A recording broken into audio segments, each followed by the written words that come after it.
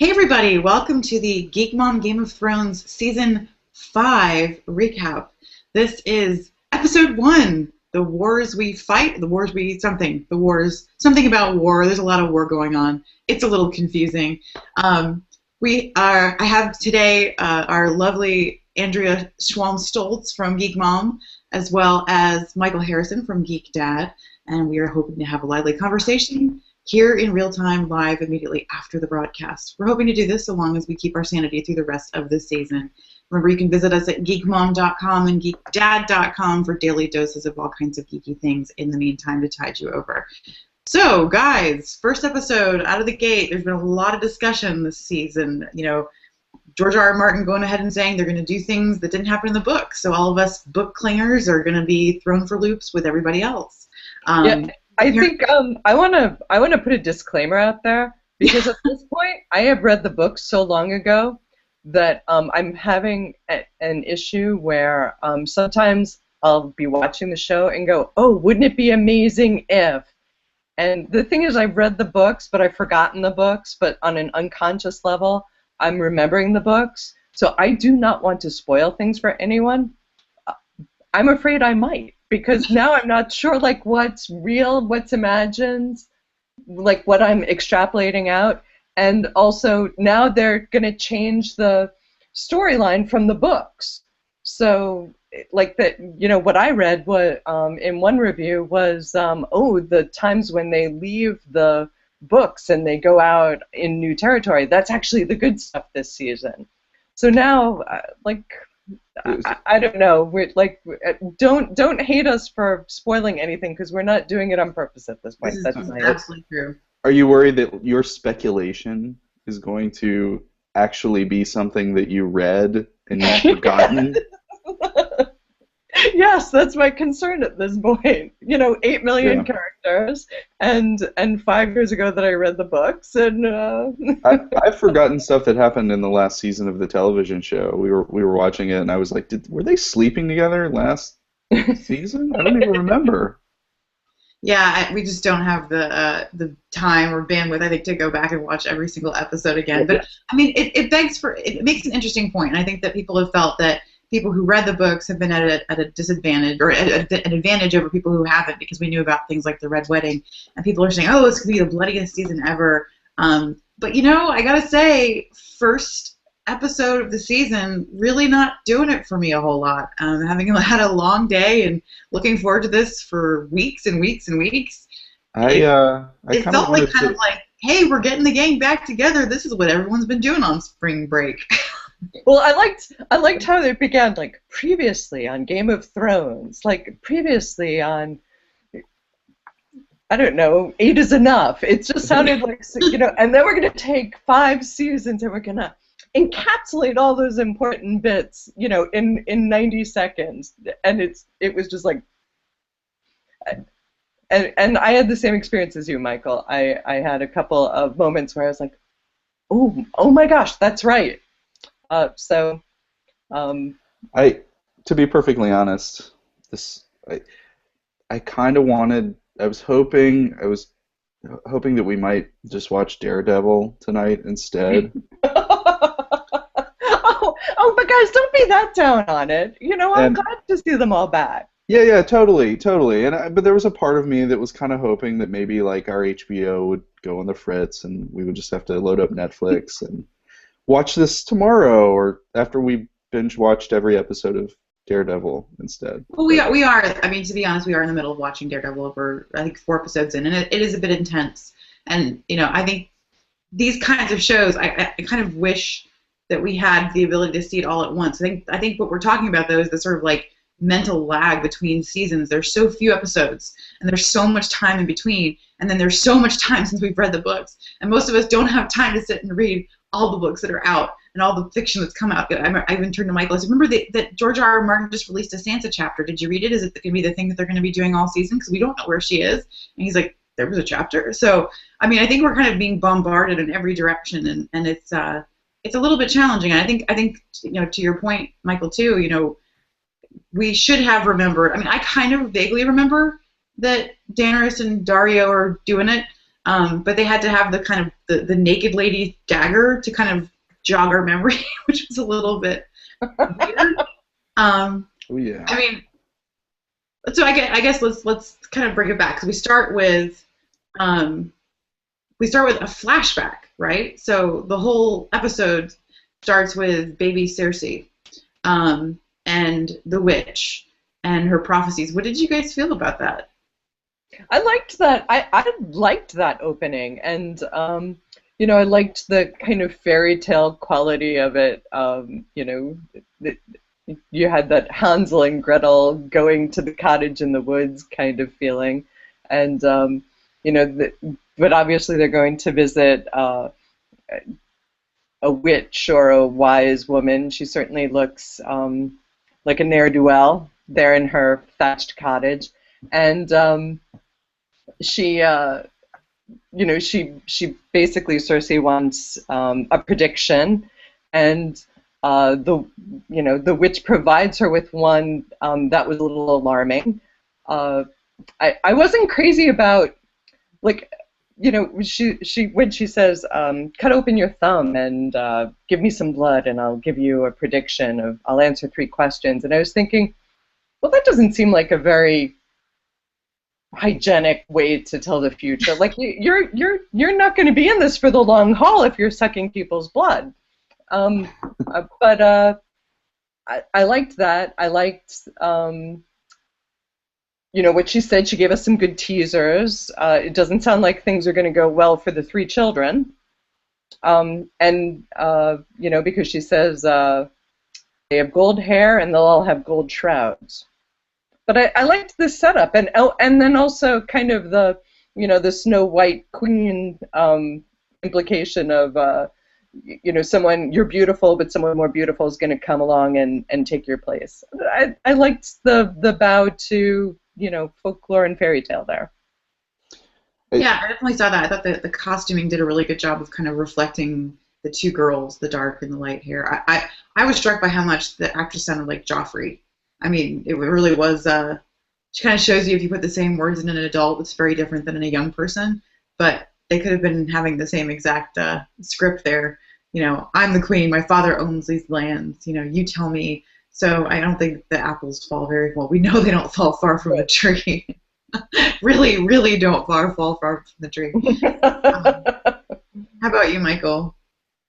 I'm always amazed that in movies and TV shows, when someone asks for blood, it always comes from the hand.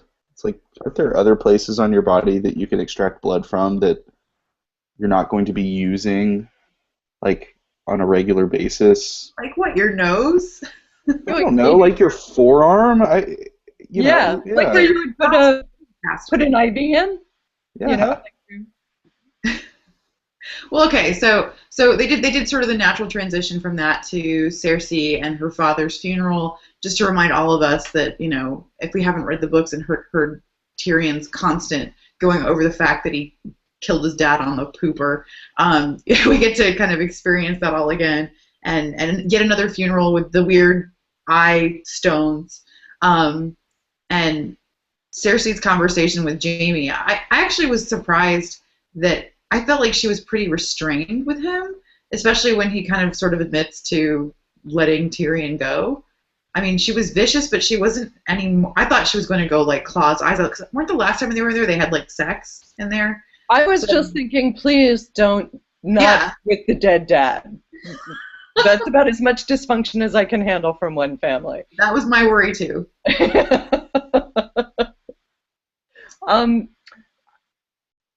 Yeah, she did seem a little low key, and through the whole, I don't know. I mean, I guess maybe that's Cersei's version of grieving, that she's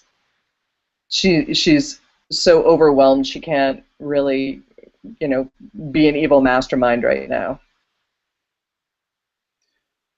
Yeah, I mean, it just seems like she was so bent on punishing Tyrion, and her reaction to Jaime having let him out was just like, you should have known better. It was a mistake.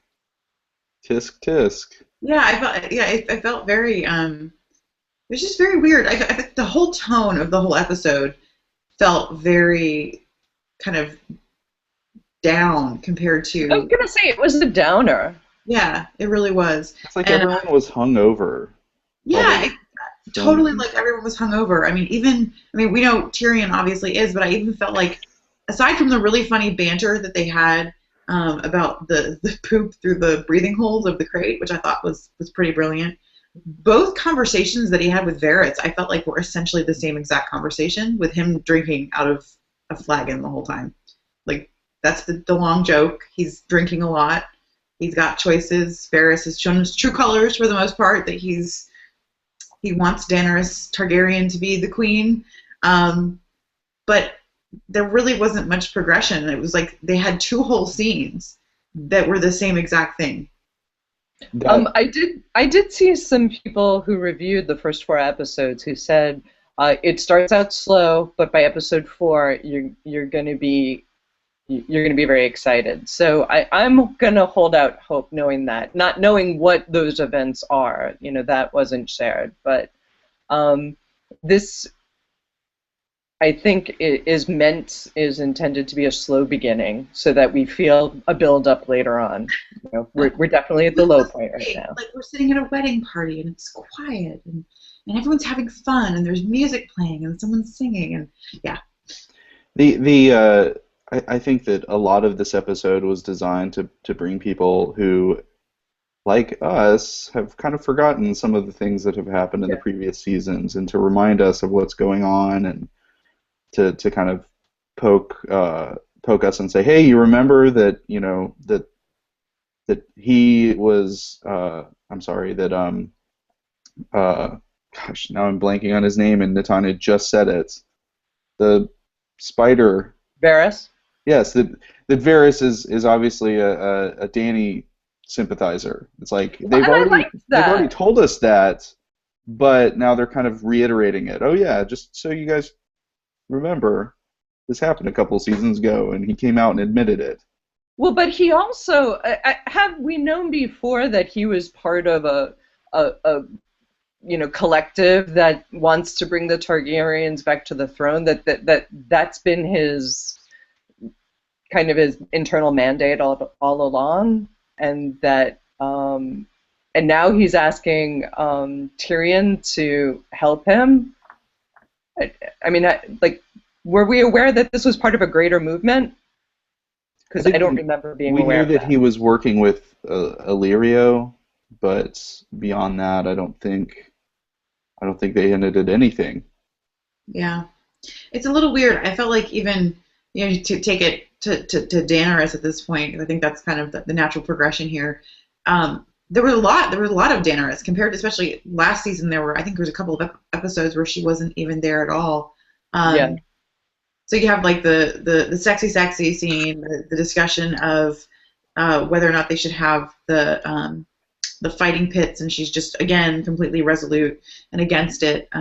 She seemed a lot of words. I felt like she was saying a lot of things, but her actual demeanor and her effect wasn't as strong as I think it was in times past. And I don't know if that's kind of they're trying to show that with Dario, and she's kind of exploring her sexuality and exploring her what it means to be a queen, that she's kind of showing those moments of weakness. But you know, well, and I think that the fact that she feels like she's lost control of the dragons is having an impact on her ability to, like, she's lost her confidence. So because she feels like she can't control the dragons, and you know, they've kind of been a manifestation of her her desire to build an empire and to take over, and now it's like a physical manifestation of her doubts of her ability to go through with that and do it. That was why I felt like she seemed less empowered. yeah, She was all talk, kind of no action. Who hasn't, as a parent, who hasn't felt like they don't have control over their children? Right. Well, you take them out into public and they destroy things and they murder goats, and And small children. And small children, and then you're the bad parents. And I did think the side thing about the Unsullied going to the brothels was kind of odd, and it was one of those like companionship. Everyone needs it's not about sex. It's about being. That part I get. I guess the part that was weird for me was the whole like we have to show all the boobs so you know that you're in a brothel. No, that's so that you know you're watching Game of Thrones again. Yes, it's like this panorama down this alley, and they're like, okay, we've hit our 17 boob quota, which means, well, it's an odd number, but you figured that one out. Maybe some of us. Anyway, well, I take notes while I'm watching, just in case there's anything that I want to talk about later, when I'm with you guys. And my notes say boobs. 15 minutes in, so that was we made it that far. But there were I would say there were a relatively proportionate amount of men's butts. So oddly enough, an odd number of buttocks too. It was all very strategically placed. But yeah, I don't know. I guess what I was getting to was the whole like why couldn't Missandei make that connection? She clearly has the hots for Grey Worm and she wants to get all over him. And so I guess her hope was that like by asking maybe there is something that they can do in a brothel that she could do to get with him somehow, but he's obviously not saying anything. So well, I think that the question that she was asking was not what do you mean they can do something. It was why don't you want to even if it's in a non-sexual way, why don't you want to be with me? Is it me? That's what she had that torn look on her face. She, I think she's wanting to figure out how to connect, and so if other Unsullied are able to find some sort of, connection, why can't Grey Worm? And so, it's either him or it's her. So I guess that's what I thought she was asking. Is it me? She just wants cuddles, and everyone does. Yeah, I guess it felt a little overblown to like have to like ask everyone to leave to talk to him about it. It just came, I don't know. It felt weirdly placed in the problems that everyone else is having, like whether or not they're gonna get burned alive or all these other kinds of things. Well, the deleted scene is her like passing him note after note. Do you like me? Yes, no. Check yes, check no. Those little things. What were those things called that you could like do the little fortune tellers? Yeah. So another odd relationship. For me, I didn't seem to remember Sansa being so comfortable and conversational around Littlefinger. Well, she kind of had that power move and the cloak and the great dress at the end of last season, and that implied. Okay. Do we think they slept together? I don't. Okay. I would hope not. That would not be very, I don't think that would be a relationship that would work out well, but I don't know, the last time that we saw her, she was like putting on the grown-up moves, and he was looking at her. I mean, he wanted her before she had the dress with the... So and she seemed so comfortable around him. It wasn't, oh, Lord Baelish, what do you think? It was, I'm going to tell you what I think. It was a different level of comfort. She's never been with a guy in it yet, right?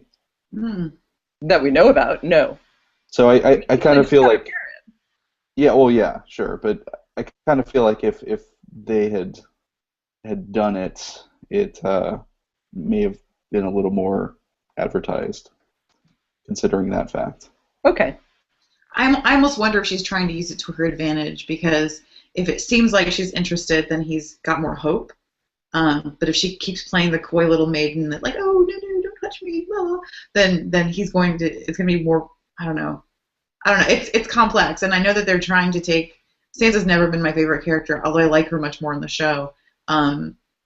It's a hard play to do, but I think that they even darkened her hair. I mean, her hair is a whole lot. It was like sort of this strawberry blonde at the beginning, and now it's almost this sort of blood red color, almost like Melisandre's hair, right? This sort of Right. dark color. I thought it was like dyed black because they were trying to hide her. Oh, she might identity. actually. They might have. You're right. I think they were trying to disguise her. And I get the feeling, part of me wonders like how much she has kind of put together regarding her mother's relationship with Baelish, and how she probably understands the power that she has over him just because of that. Yeah. You know, I mean, he's admitted a lot of that to her, and she probably is kind of understanding that she has the upper hand in a lot of ways. Well, but I thought that was what that last image we had of her last season was all about. That she was about to begin. She wasn't going to be a passive, victim of others. She was going to start playing the Game of Thrones herself. And what does she have? She doesn't have an army. She doesn't have her brothers anymore. I mean, at least that she knows of. She doesn't have her family. All she's got is her loveliness. And Lord Robin, who's becoming a man. It's horrible, but I was really glad to hear Lord Royce, making such fun of him, because he's such a hateful little child. Like, his only chance is really to be shaken up, or else he's going to be worse than Joffrey. I think that the actor who played him, I don't know if they actually had him in those scenes because they didn't really they didn't focus on him enough. Yeah, you didn't see him at all. So I kind of got the feeling that maybe they couldn't get that kid back, so they just got someone in like a pageboy wig and hit him around with a bunch of boffer swords a few times and had his voice change on camera. I didn't realize who it was at first that they were watching, so I can't testify one way or the other if that was the same actor. And then they went, off on their wagon ride right past our next set of characters. We love a good ironic touch, don't we? That was like getting hit over the side of the head with a broadsword. Poor Brienne, she just can't win for losing. It just, and we've mentioned this before, but I just love the portrayal in this show. I cringed to read her chapters and anything about her in the books because she was so friggin' dumb. But at least they fleshed it out enough, and she even has that sentence where she says, she wanted to fight for a lord she believed in, and all the good ones are dead and all the bad ones are monsters. And to me, that was all you. That's the core of Brienne. That's still who she is in the books. She's just not a complete numbskull in the show. She says, I just wanted to follow someone. I never I never intended to be a leader. And so that what that means is that before we're done, she's going to be a woman of action and a leader. I mean, she has been a woman of action, but it's always been for the noble cause, not for the cause that she decides upon. So that to me seems like, because we didn't really see all that much of her. It was just a quick pop-in. So I have hope for her character this season. That exciting things happen for her. Me too. So let's see what else. Marjorie.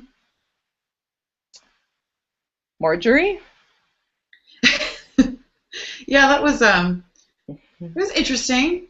It was cute. I mean, that was adorable. That was an adorable little scene. I mean, kind of wanted the birthmark. Tie them up in bows and just like pictures. It was well. I thought it was like adorable pillow talk done in a very playful, not gratuitous way that showed a homosexual couple, which is kind of, it's still new enough for me that I like it. Like, I'm like, wow, that was kind of okay. I'm sure people will have all kinds of problems with it because it's the internet, but it was. I loved how nonchalant she was. I loved how she was kind of like, really? We're late for dinner. Okay, can you just stop with this? And then when he wouldn't kick him out of bed, she kind of sat at the edge, just like, you're making it.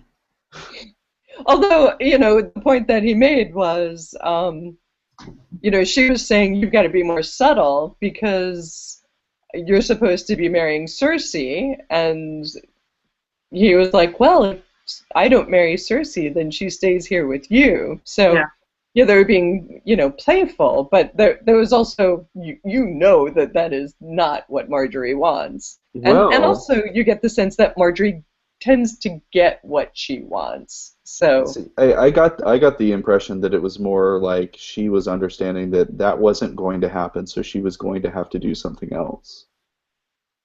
Marjorie has, I think, is hatching additional plans for what is going to happen to Cersei, which is one of those rare things where readers of the book might remember what those plans are, right, and can still understand. It might actually happen on the show.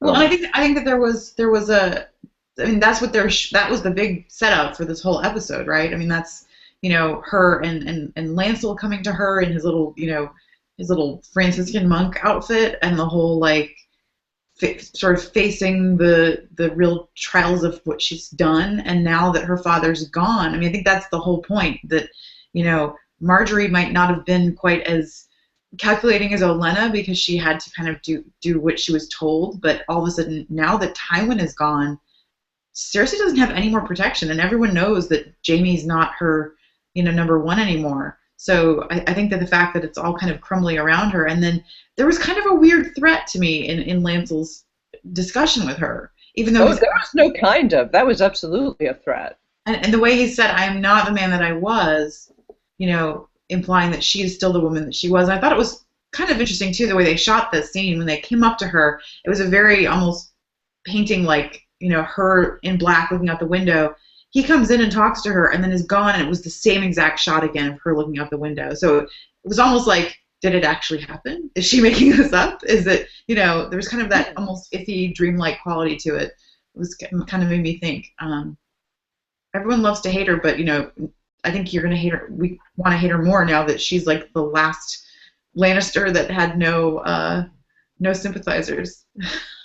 Well, and so I guess my question is, when she, made that point at Jaime saying, you were part of, you were complicit in killing our father because you let Tyrion go, and do you see what you've done? I mean, she was definitely trying to put a wedge between Jaime and Tyrion with that. Whether I wasn't sure if it was effective or not, whether he was feeling, I mean, she was definitely pouring on the guilt. Oh, he loved you best. He did everything for you. He didn't want you to be the Kingsguard. So, was that because she was trying to strengthen the bond between the two of them because she recognizes that she needs backup? But because and then with Lancel coming forward, I mean, what I interpreted that scene as saying was, now I've become religious and I used to sleep with you, and so that on its own, if he came forward and said that, I think that would be a crime that she could lose her life for. And then on top of that, I was the one that gave your husband the poisoned wine or the wine that made him, not be able to fight the boar that killed him. Like, I was complicit in your husband's death. And he sounded like he was saying to me, you either need to, get right with God, or I'm going to tell everyone this, and then you're going to, this was a threat. This was a threat that actually has some power because, not only is it true, but he's kind of untouchable if he's become religious. The way that she usually manipulates people is, who do you love? Who do you, what are your vices? And he's not going to be easy to get to. I think that they're setting up Lancel as the sort of personification of the church in this conflict that will no doubt take place in the future episodes with Cersei, which is interesting, given the fact that maybe the books don't do that. Yeah. I mean, there's definitely the one group we haven't really touched on, being sort of the antithesis to all that is the story on the wall. So John and everyone's back, and Gilly's there, and Mance is in prison, and Stannis is there and calls him up, and of course Melisandre is creepy and touches John and asks him if he's ever gotten laid before. I love his response. I love that he answered her. Like, Yeah. why didn't he just say, like, why are you asking me that? None of your business. Well, particularly since that meant that he went against his vows. Well, I mean, I guess it maybe could be assumed that he, had Congress with someone before he joined the wall, but I don't know. I think he just, I think he was accepting. I'm not even going to fight you, lady. Yeah, I mean, I think that's the cool thing about Jon Snow, is that he really does have, he's a lot smarter, and I mean, I thought that the conversation he had with Mance was so good, because you really got the feeling that he had gone and he really thought this through, and he knew what all Mance was going to say, and he knew the only way to maybe get him to capitulate was through his people, and he was measured, and he didn't get overwrought. He just kind of laid it down, and then accepted what happened without going completely crazy. I mean, people in this show tend to get super dramatic, but he keeps a level head while being very, very empathetic. And I thought that was kind of a beautiful moment when Mance says, "You're a good lad, and you really are. I mean it."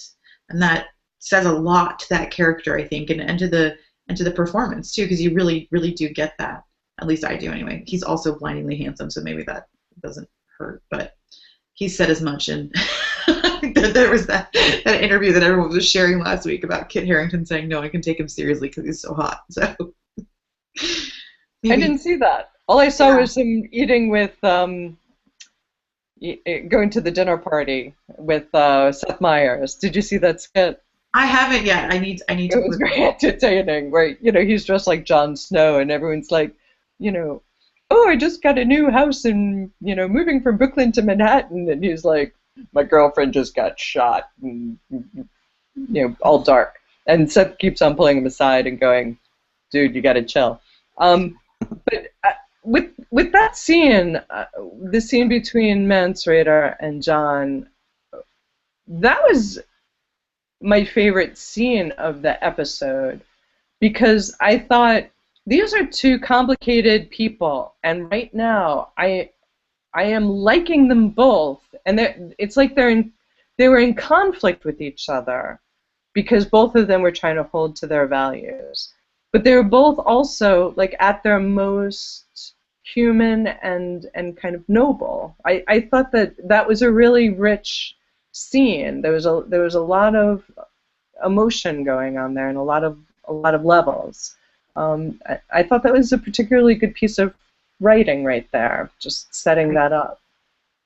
And it certainly sets you up for that last scene. I was dreading that. My son was coming through while we're watching television, and he was on his way to bed. He's 16. So he kind of stops and he's like, "Oh, is this Game of Thrones?" And I was like, "You cannot stand there. Like any other scene, I wouldn't care. But I don't want the last thing. I know what's going to happen." Like my dread level was rising. And I was like, "I don't want the last thing you think about before you go to bed to be this scene. You don't even know these characters, and I know this is going to be horrible. Go to bed." And then I'm like muting the remote because I didn't want to hear him yelling. I was really keyed up. Like they set, and I feel like the scene before where John and Mance are talking, it sets you up because at that point you really care about both those characters, and you really dislike Melisandre, and that's what you walk into in that last scene. At least Michael, you were saying something. I was just wondering, do you feel like Jon Snow was right when he said that Mance was essentially dying because of his own pride? I mean, there's really nothing that he accomplished per se. He may have the respect of the the people beyond the wall or whatever, but they're still kind of they're still in the same position. They're still going to have to choose to bend the knee to Stannis Well, and now or die. there's going to be a new leader, right? Are they just going to, like, the guy with the red hair, the big guy with the red beard, is he now the leader? Is he the next one that's going to stand on the funeral pyre? How does this play out would be my question. But also, so if it wasn't pride, because Mance claimed that it wasn't pride, and he basically said something like, if I have to explain this to you, then it's not worthwhile. So what was it that he was saying? What stopped him from joining with Stannis? What do you think it was pride? I think it was pride, but I think it was legacy too, because he's simultaneously trying to preserve his people, and he did this amazing feat of uniting all these clans.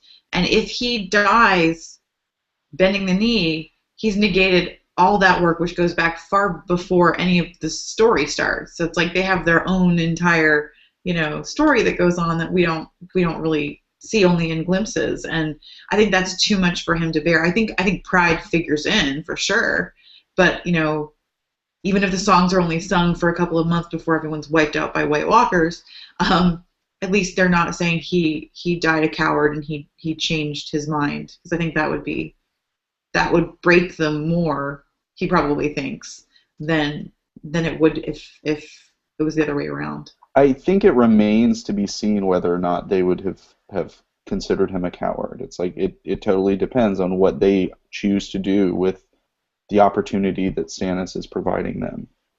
Yeah, but with that friggin' speech from Melisandre, though, like, yeah, I mean, that to me cemented it. Like, hearing that, I was like, nobody in Westeros wants to hear that. That's just like, ugh.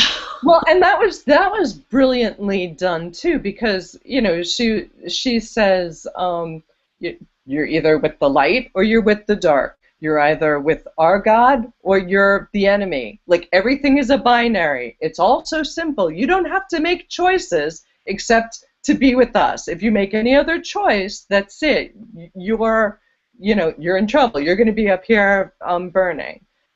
So that was a very, very clear message that she, gave everybody before she let that pyre on fire. But I just want to go back and say, because I'm looking at my notes, he did say, Mance did say, you're a good lad, but if you can't understand why I don't want my people fighting a foreigner's war, there's no point in explaining it.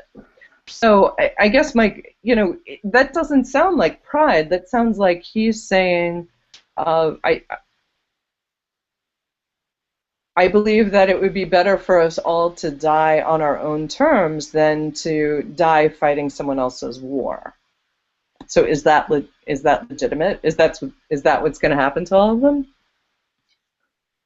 I think that's why that his relationship with Jon is so important, though, because they're both like they're both sort of on the outskirts of things. I mean, Jon comes as a bastard. I mean, he's even introduced as the bastard of Winterfell. He doesn't even get a name. He's like, this is the bastard of Winterfell. Remember that kid that Ned Stark got during the war? This is the one. And then they try to dangle the bone of, like, we can take back your home. But I kind of got the feeling, though, that in spite of Jon's good rhetoric, that almost wasn't enough for him. It's no longer the heart of hearts for him anymore. He's kind of had to move beyond that and become something in someone else. And having someone just call him the bastard of Winterfell like that is just so like another life, another person that he was before. Yeah, he knows now that nothing is left in Winterfell. It's like none of his family are there anymore. No one he cares about. What is it to him? Actually, is Roose Bolton there now? Who's living in Winterfell? Roose Bolton. So it's really just revenge, but I think that Jon understands that this is bigger than all of that, which is, I mean, we could talk about the final scene there. I think all of us, your hackles rise like that. Even Mance says that's a terrible way to go, knowing that he's going to be burned. I mean, no one wants to endure that. That's something I think every human being, it's imprinted in our very, very souls. That's like the worst, right? That's just the worst. Um, I just love that John's like, he just doesn't care. The way that he left was kind of like, oh, maybe he just can't handle it, he doesn't want to see it. And then the arrow goes, and you don't even, didn't even need to pan back to him for us to know what that was. And that's brave. That's right in front of the dude that's trying to vie for the position in the keep, and in front of all the wildlings. So, like, what is his message? It's Well, how bad does Stannis need him? Because that's outright treason, isn't it? Stannis was the one that basically gave the death command. I mean, Melisandre carried it out, but it was ostensibly Stannis saying, you're either going to bend the knee or you're going to die. And so by shooting him in the heart and changing the form of Mance Rayder's death, to me that seems like a treasonous action. Under normal circumstances, I would think that he would be up on the pyre next, or that at least he would be in jail. But so many of the men on the wall follow John that my guess is that Stannis can't punish him.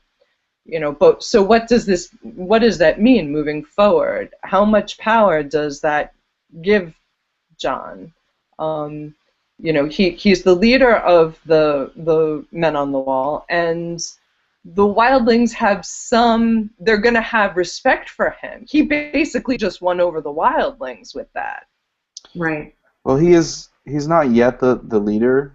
He's still obviously has a number of people. I think toward the beginning they were talking about having the vote, and some of the other people coming in from like the Shadow Tower.